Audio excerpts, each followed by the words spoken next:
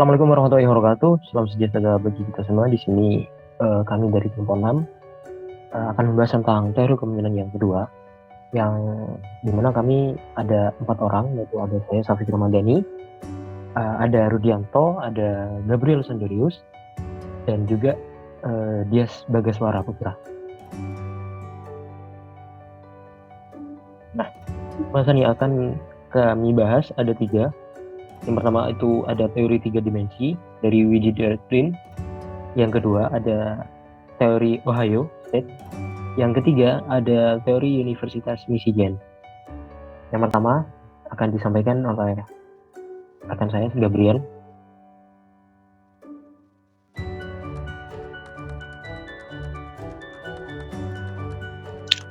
Ya, jadi kali ini kita membahas terkait dengan teori kepemimpinan 3 dimensi menurut Redrin. Nah, jadi si Redrin ini beliau mengembangkan teori efektivitas kepemimpinan 3 dimensi pada 2 elemen sentral dari perilaku kepemimpinan Ohio. Dia mengembangkan 4 tipe gaya dari 2 elemen kerja atau teks dengan hubungan atau relationship.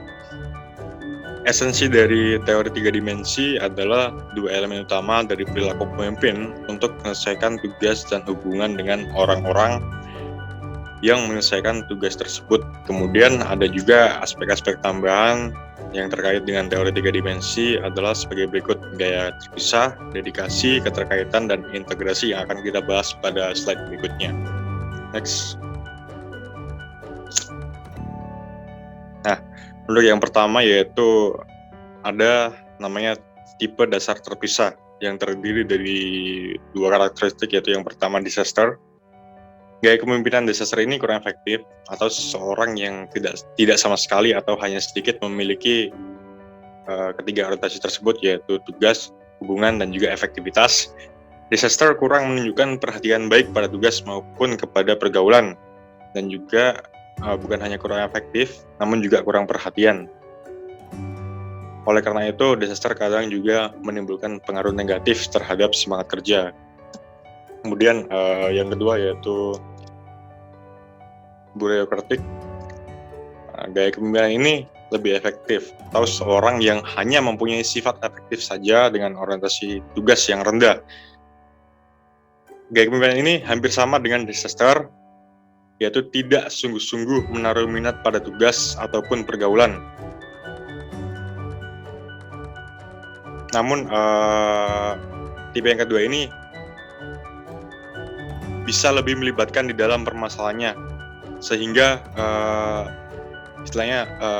tipe ini lebih menghayati daripada disaster. Kemudian kita memasuki yang kedua yaitu tipe dasar keterkaitan. Yang pertama ada missionary. Gaya kepemimpinan ini kurang efektif atau seorang yang hanya mempunyai orientasi kepada hubungan saja dengan orientasi tugas yang rendah. Missionary adalah seorang yang suka berbaik budi, ramah tamah, dan menempatkan pergaulan hidup di atas segalanya. Golongan ini kurang efektif karena niatnya hanya menjadi orang baik yang justru merupakan hambatan baginya untuk mengambil sebuah risiko. Kemudian yang kedua ada namanya developer.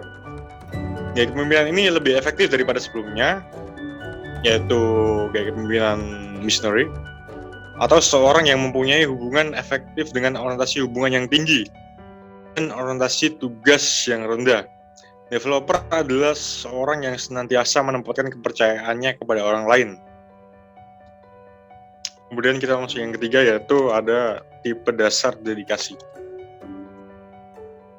Yaitu yang pertama ada autokratik, gaya kepemimpinan yang juga kurang efektif atau seorang yang mempunyai orientasi tugas saja sedangkan orientasi lainnya rendah. Autokrat merupakan tipe seorang yang menempatkan tugas di atas segala-segalanya dan kurang efektif karena tipe ini mengacukan pada sektor pergaulan. Kemudian yang kedua autokratik bijak.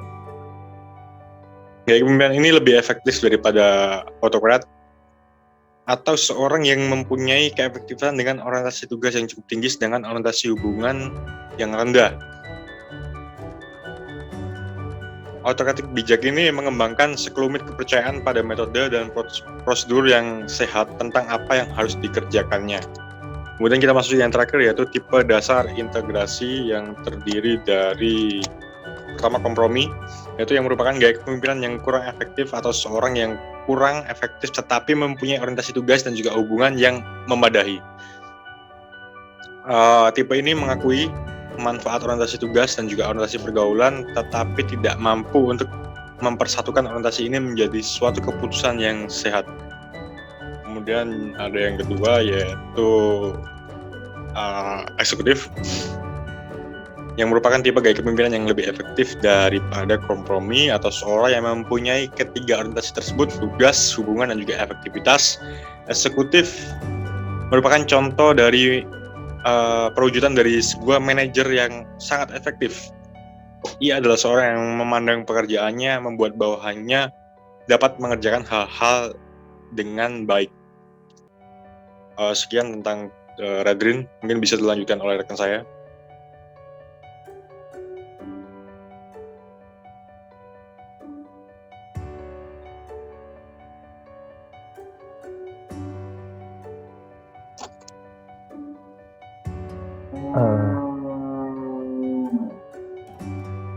Baik, ini saya akan menjelaskan tentang teori Ohio State.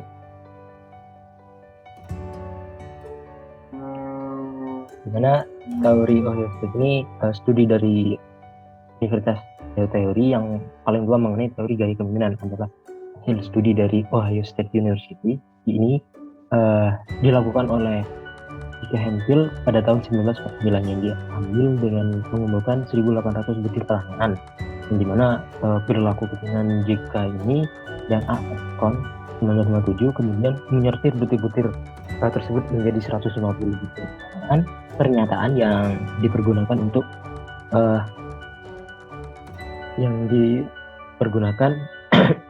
untuk menyusun satu set kuesioner yang diberi nama leadership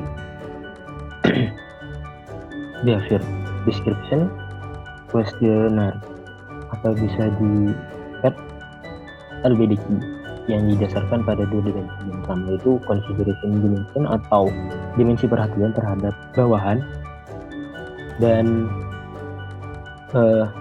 yang kedua itu ada initiating struktur atau perhatian terhadap tugas dan studi kepemimpinan dengan menggunakan kuesioner deskripsi pemimpin dalam berbagai tipe kelompok dan situasi, merangkum dua dimensi kepemimpinan. Nah, dari teori Ohio State ini timbul studi klasik kepemimpinan Ohio State, di mana penelitian ini dipelopori oleh Biro Penelitian dari Universitas Ohio State di negara bagian Ohio, Amerika Serikat dalam tahun 1945. Dalam penilaian ini, perilaku pemimpin mempunyai kecenderungan perilaku yang mengarah pada dua kategori, yaitu pramakarsa struktur dan perhatian. Nah, hasil penelitian menunjukkan bahwa perilaku pramakarsa struktur ini tersebut sangat berbeda dan terpisah satu sama lain.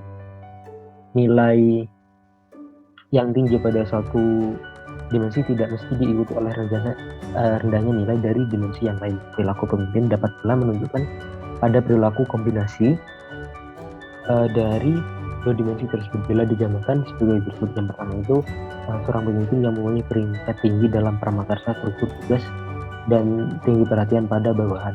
Tingginya. Terus yang kedua itu ada tingginya peringkat dalam hal pramakarsa struktur tugas dan rendah perhatian pada bawahan.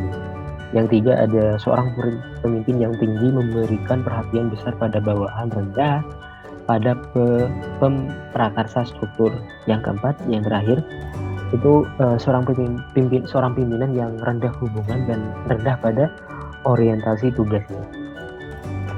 Dan itu penjelasan dari teori Ohio State. Untuk teori Universitas Pendidikan akan dijelaskan oleh rekan-rekan saya. Silahkan. Baik, terima kasih atas pemaparan dari saya yang tadi. Saya akan lanjutkan mengenai apa yang dimaksud dengan teori-teori Universitas Michigan. Mungkin bisa slide selanjutnya.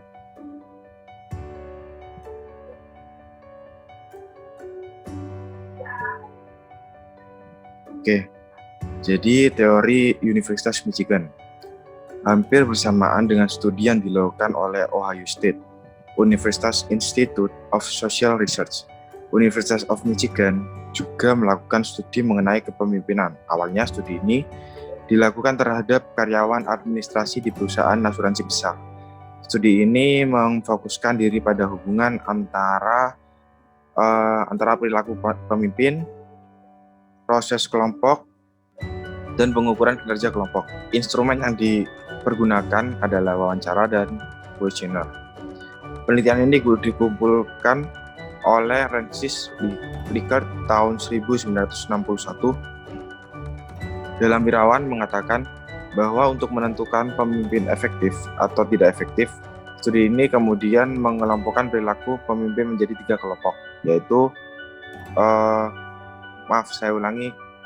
kemudian mengelompokkan perilaku pemimpin dikelompokkan menjadi 2 kelompok, yaitu yang pertama task original behavior dan yang kedua relationship oriented behavior. Slide selanjutnya.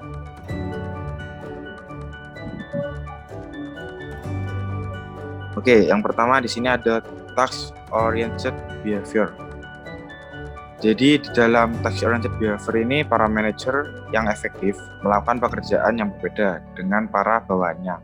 Mereka mengkonsentrasikan dirinya pada fungsi ketugasan seperti perencanaan, penschedulan pekerjaan, terus pengkoordinasian aktivitas bawahannya yang sesuai dengan tujuan yang telah ditetapkan. Lalu yang kedua adalah relationship oriented behavior. Jadi dalam relationship oriented behavior ini para manajer dengan gaya ini memusatkan perhatiannya pada hubungan antar manusia. Ada 2 gaya kepemimpinan yang dikenali pada studi ini.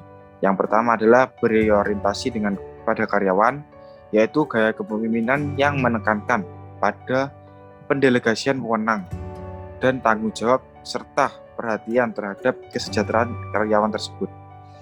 Lalu yang ada yang kedua yaitu berorientasi produksi. Gaya kepemimpinan ini menekankan pada penggunaan supervise, kekuasaan, legitimasi, dan paksaan, dan menempati jadwal, waktu, dan penilaian prestasi kerja yang ketat pada sumber daya yang ada dalam organisasi tersebut. Mungkin next selanjutnya bisa dilanjutkan oleh teman saya. Misalnya orientasi bawahan dan orientasi produksi. Yang pertama, perwujudan perilaku pemimpinan dengan orientasi bawahan antara lain. Yang pertama A, penekanan pada hubungan kerja antara atasan dengan bawahan. Kemudian yang B, perhatian pimpinan pada pemuasan kebutuhan para bawahan. Yang C, menerima perbedaan-perbedaan kepribadian, kemampuan dan perilaku yang terdapat dalam diri para bawahan tersebut. Yang kedua, perwujudan perilaku pimpinan dengan orientasi produksi antara lain. Yang A, cenderung menekankan segi-segi teknis dari pekerjaan yang harus dilakukan bawahan dan kurang pada sisi manusianya. Yang B, pertimbangan utama diletakkan pada terselenggaranya tugas. Kemudian yang C, menempatkan pencapaian tujuan dan penyelesaian tugas di atas pertimbangan-pertimbangan yang menyangkut unsur manusia dalam organisasi. Mungkin bisa di next.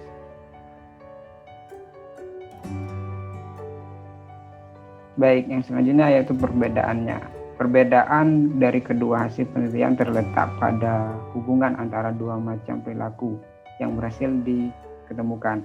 Hubungan perilaku pemerat secara struktur tugas dan perilaku perhatian pada penelitian Ohio berdiri bebas, tidak saling mempengaruhi. Sebaliknya, hubungan antara perilaku berorientasi pada bawahan dan perilaku berorientasi pada produksi pada penelitian Michigan saling berhubungan sebagai suatu kontinu.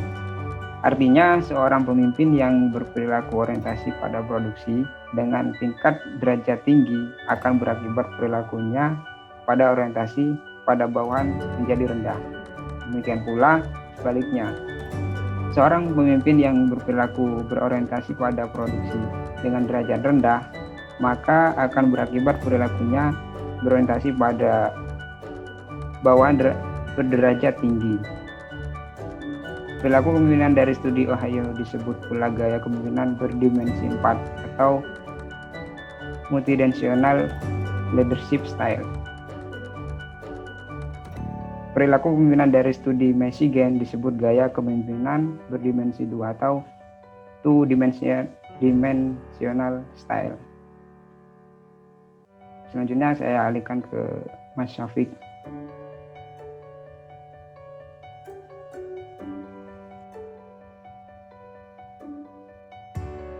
Oke,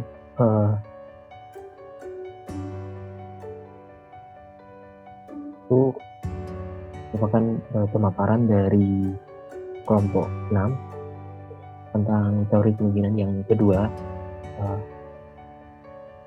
Mohon maaf jika ada salah kata atau penyampaian atau video yang kurang jelas, teman-teman bisa tanyakan.